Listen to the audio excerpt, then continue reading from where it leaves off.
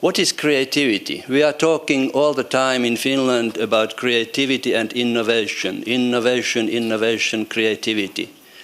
But nobody tells us what is creativity and how to nourish it. Concept creativity is very complex. J.P. Guilford is often called the father of modern creativity research.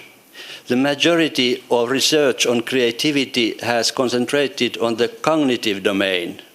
It is natural because the scientific study of creativity became popular after Guilford's presidential address to the American Psychological Association, in which he challenged investigators to understand one of the major characteristics of mankind, creativity. This happened in 1950. Creating a universal scientific theory of creativity is really difficult. As somebody said, the day on which we are certain about how to construct a theory of creativity will also be the day on which we are certain about how to construct a poem. Quite pessimistic, I don't believe that's true. But creativity is generally defined as the ability to produce or bring into being something new thing, activity, cause of action, or way of thinking by using imaginative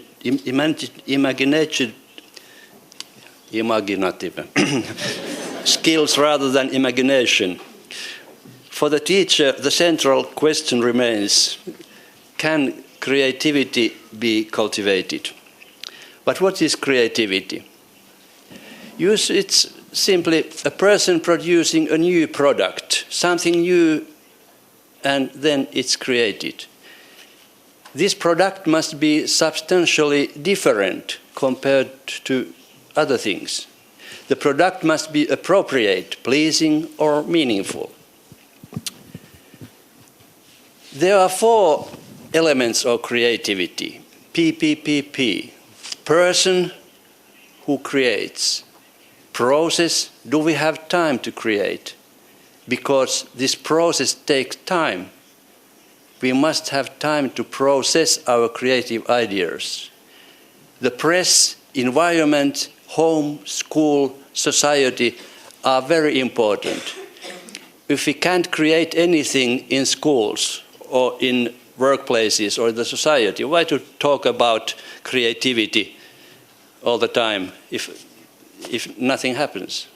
And then the product, the last one. There is difference between creativity with small c and creativity with this big letter. This means that creativity is important for every person. Is he, she very gifted and talented or not? Because it's important for the mental well-being for all of us. We must find our field where we can create. It's very important for everybody. But when we are talking about creativity using these big letters, it's the top level of giftedness and talent. There are people who are really creative in different fields. If you think about development of giftedness or creativity, we have natural abilities in our genes. There are certain features inside us which make it easier for us to be talented in artistic field, academic field, social, psychomotor, and others. But if you want to be really creatively gifted in any field, it demands very much training and studying. And this training and studying is not possible. I think it's not possible if you don't fall in love in certain area. Mathematics, music, doing something in your hands, writing, and so on.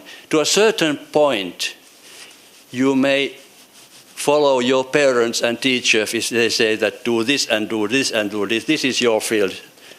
Don't paint, don't play music. You must be medical doctor. To a certain point, it's possible, but you will not be creative.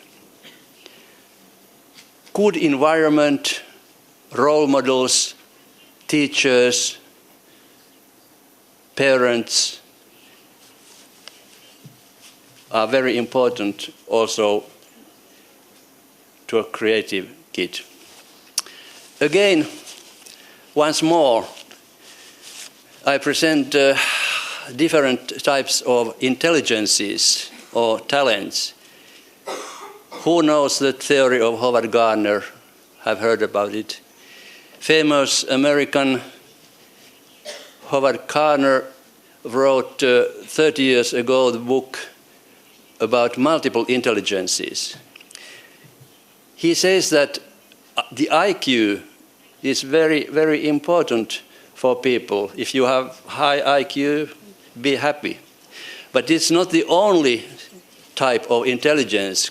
Gardner said that there are 7, later 8 different intelligences, and all of them are connected to difficult creativity forms. Logical, mathematical, you know, if you have logical, mathematical giftedness. Linguistic, somebody is talking fluently, writing books, and so on.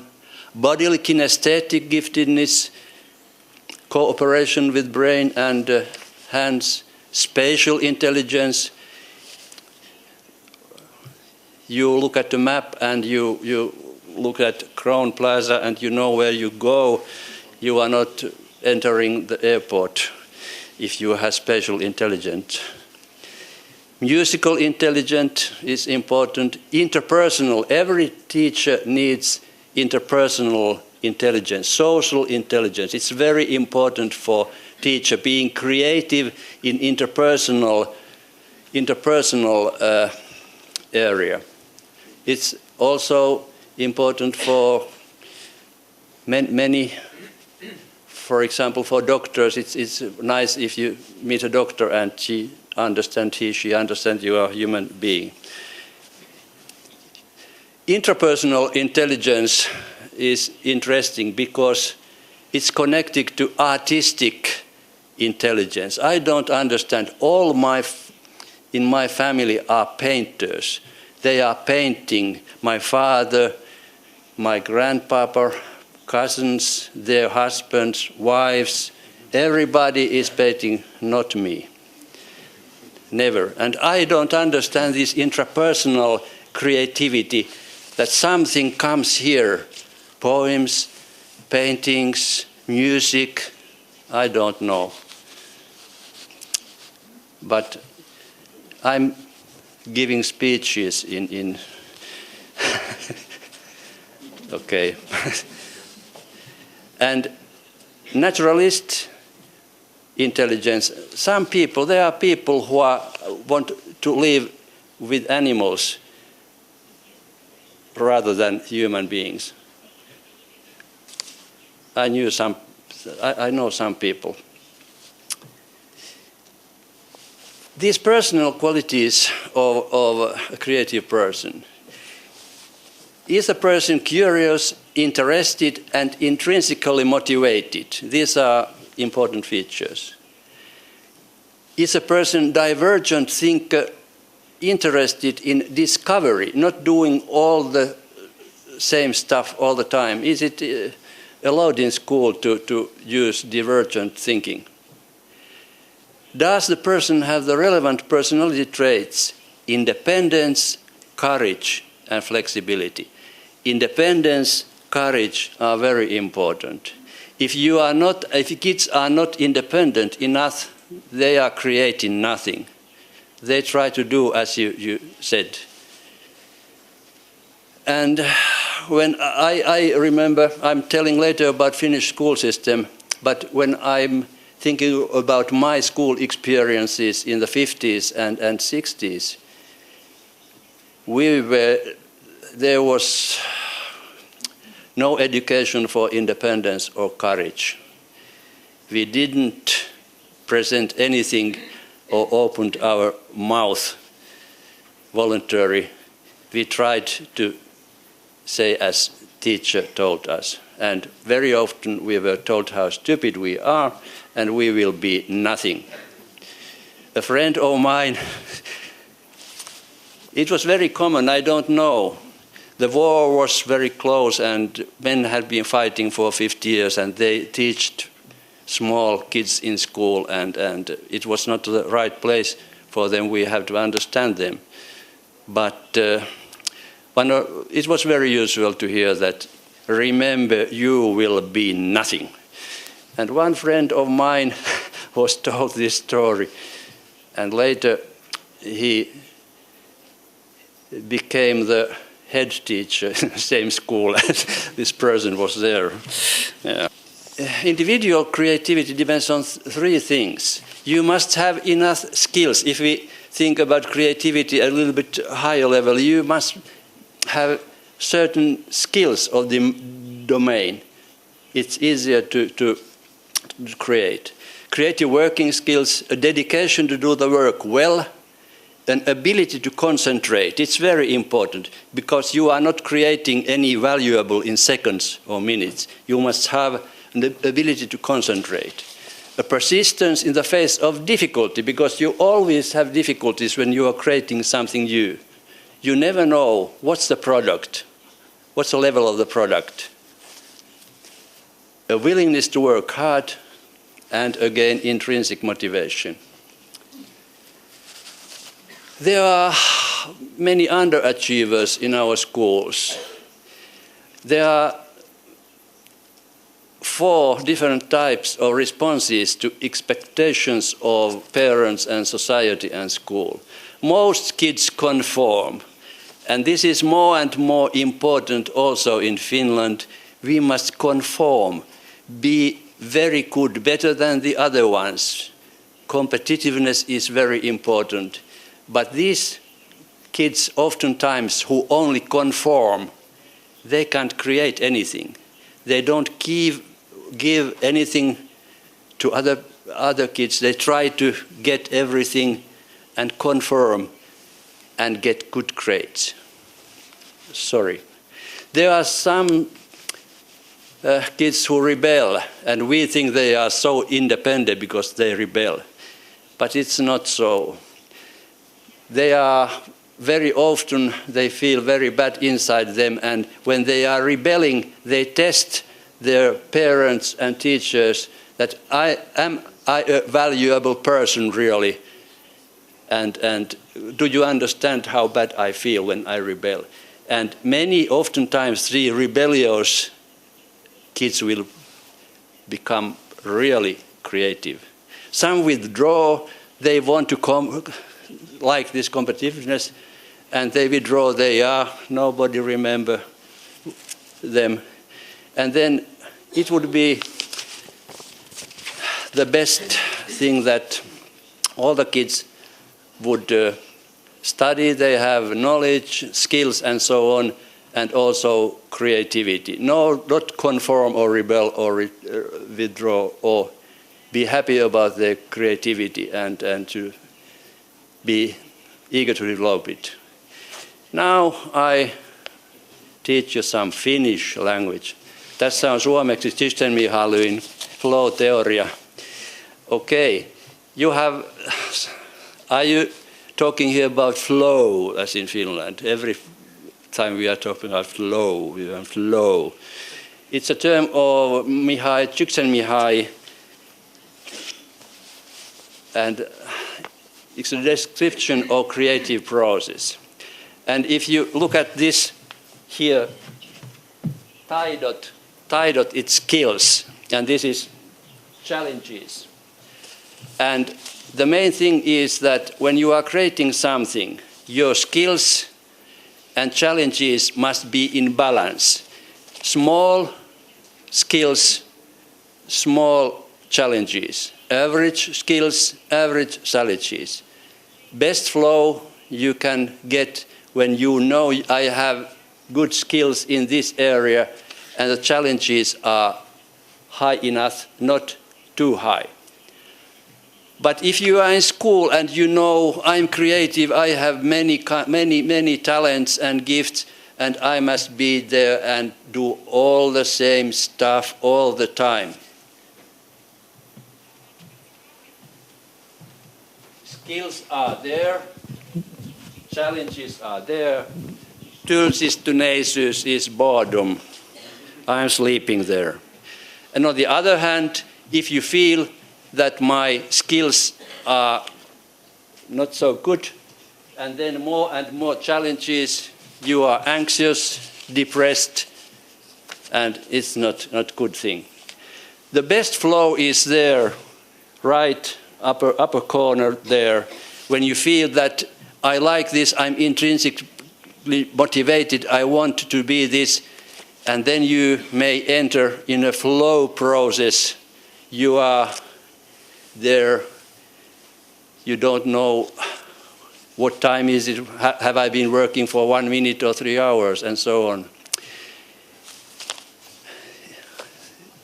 It's important that challenge skills balance is there. If you enjoy this, what you are doing, you may be in flow also here. Not there, but here. If you like playing, you want to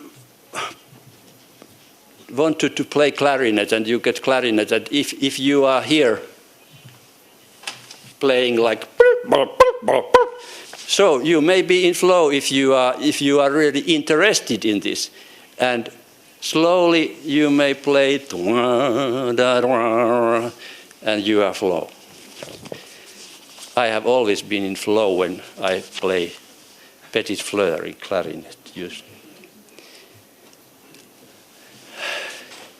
You must have clear goals when you are in flow. You can't get home, sit in sofa and wait when flow is coming. Never.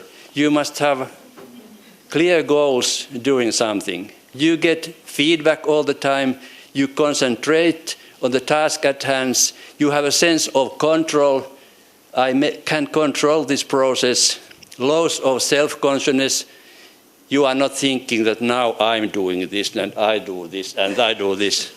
You are going with this flow. Transformation of time and its autotelic experience. If you find your flow, and if kids find the flow, they want many flows.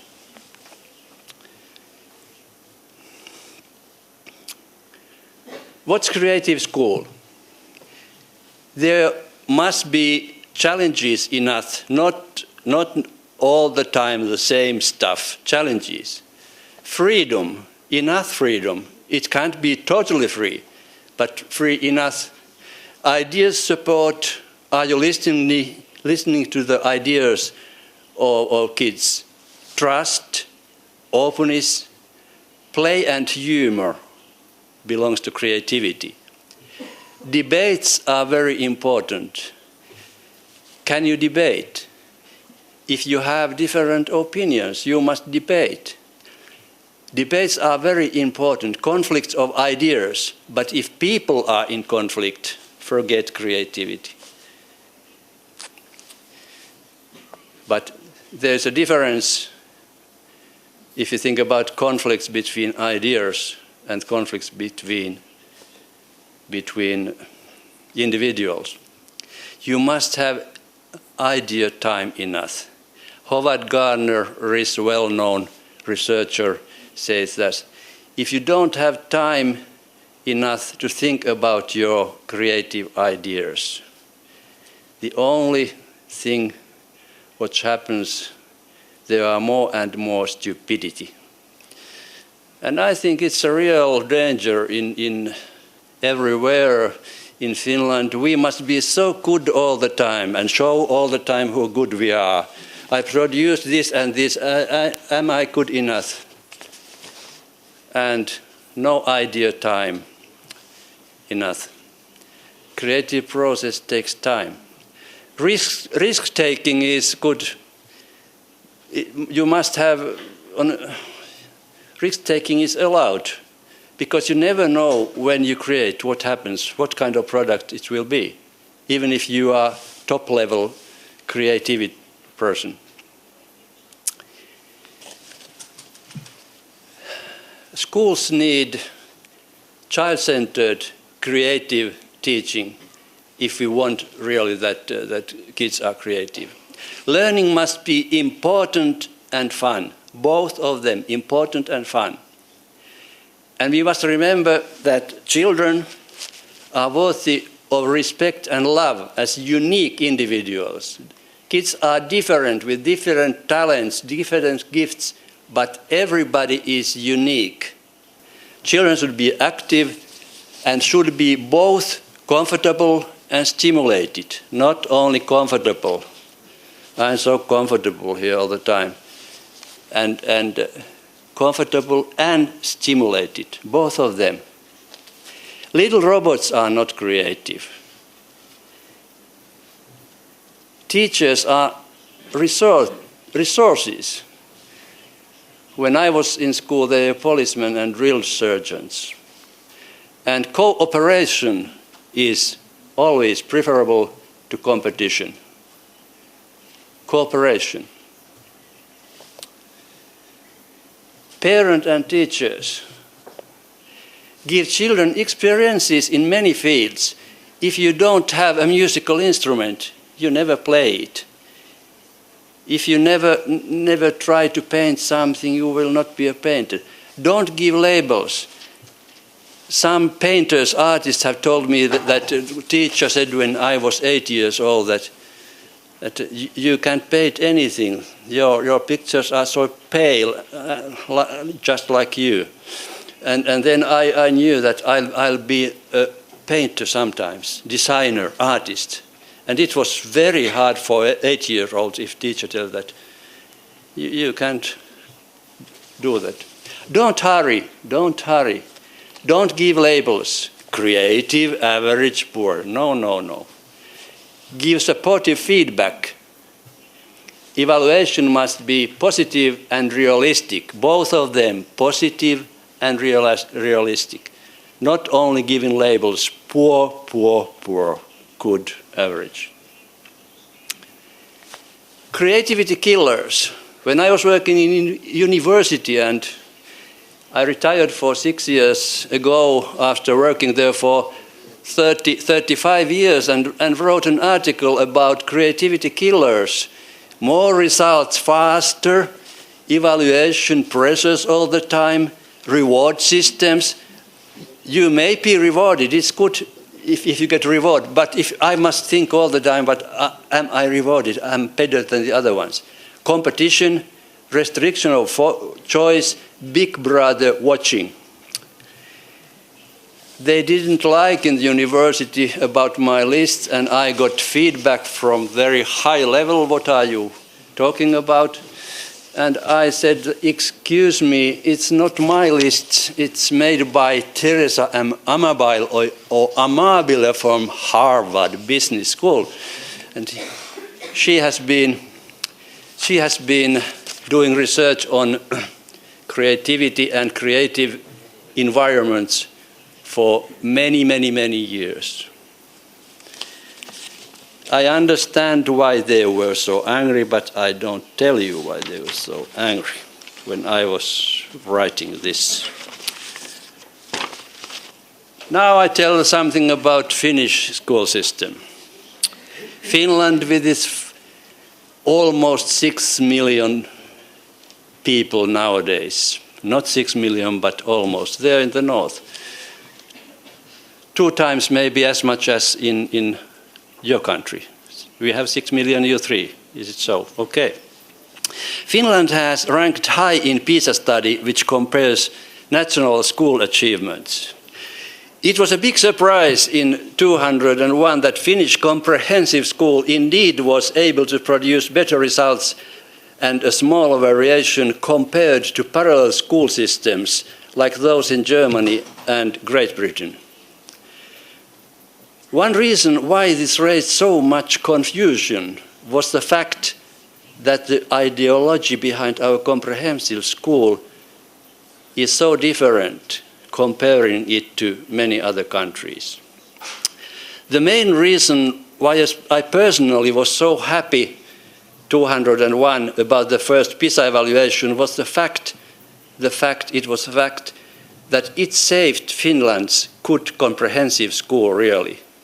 PISA really saved it at the very last moment. 2 weeks more for the first PISA, and I don't know if we had the same school system. Because ever since the birth of our peruskoulu, comprehensive school, 9 years schooling for everybody in the same comprehensive school, ever since the birth of it 40 years ago, there have been influential individuals who wanted to create a new, more effective and competitive school system because they knew before PISA that our comprehensive school, open to every Finnish study, was a school producing weak results and stupidity instead of giftedness and creativity. The nonsense was repeated in media. The first PISA was a sensation. Our school was #1 in PISA rankings. How was it possible?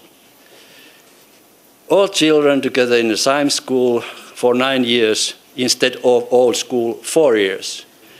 And after 9 years, everybody has possibility to go to upper secondary school and vocational schools and to universities. The future of children in Finland was not any more decided when they are 10, 11 years. Now it's impossible if I look at 10 years old to think that we say that this way 90% and this way to the university the 10%.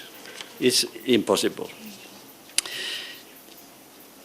The new stop states of PISA are very different from Finland. Finland must study all the time. They must get into top secondary schools and top universities. The cognitive goals are the only ones which are important. Then the value of a child is measured by grades. The hard competition is not good for mental health of pupils. Finland has an access to free universal daycare for children from 8 months to 5 years since 1990, and a year in preschool or kindergarten at age 6. The children learn there through playing. The philosophy is to put into practice everywhere. And as I have said many times, we have the basic compulsory educational system, 9-year comprehensive school, the same for everybody. There are very few private schools, but the use of tuition fees is strictly prohibited and selective admission is prohibited too. Private schools must admit all its pupils on the same basis as corresponding municipal schools. All Finnish teachers follow a common state curriculum guidelines, but are accorded to a great deal of autonomy as to methods of instruction and even allowed to choose their own textbooks. Pupils are expected to study 2 foreign languages. Students in grades 1 through 9 spend many periods each week taking classes in art, music, cooking, carpentry, metalwork and textiles and so on. Many students also attend music schools where they are paying very small fees. Our comprehensive school, this peruskoulu, was planned in the 60s by educational experts who created the core purpose of our school. It's nurturing the development of healthy personality of pupils.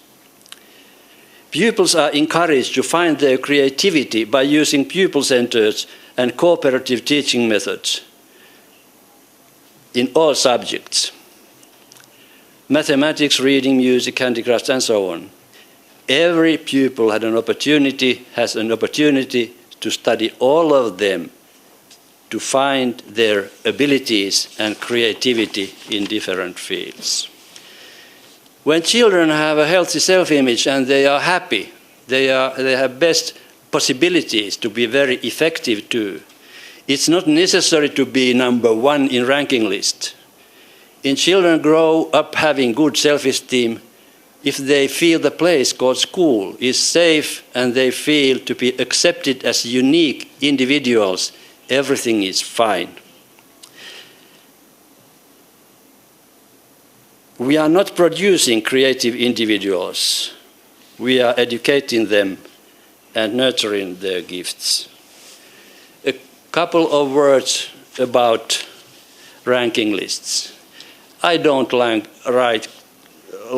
ranking lists very much. I was watching TV news in September in Finland, and Finnish school was again the best one in Europe. Finland was most effective among 30 countries. Great Britain, I'm sorry, it was number 11. USA, 22. Germany, 26. The results of PISA were compared with class sizes and the salaries of teachers. Here is the receipt how to create a more effective schools. Bigger classes, less money for the teachers, and you will be number one in this modern list. Finland 88, South Korea 87, Czech 84, Hungary 84, Japan 84, Slovenia, oh no, Lithuania, Brazil, it's not in this list. On the top of the mountain of creativity, there are no ranking lists. When we are traveling with our children towards the top of the mountain of creativity, we are allowed to do it in our own ways. We may walk, fly, use bicycles, whatever. On the way, we have a lot of time discussing with other travelers. We may introduce our creative ideas, not being afraid that somebody steals them. We really listen to other people's ideas, agree or disagree. The creative innovations may demand conflicts or ideas, but if there are personal conflicts between teachers, I mean individuals, we must forget talking about creativity. And results and ranking lists are not the only important thing. What's the connection between creativity and wisdom? I think it's very important. And now when I'm almost 70 years old, I slowly understand, I think I understand what's important in life. I hope I understand something about it. You shall not deny your uniqueness. Every human being is valuable and unique. You are the only center of consciousness in your time-space location. Therefore, your thoughts, feelings, and actions shall be rooted in your personal knowledge and experience. You shall be more than you are. The self is a creative construction. No one is completed and finished.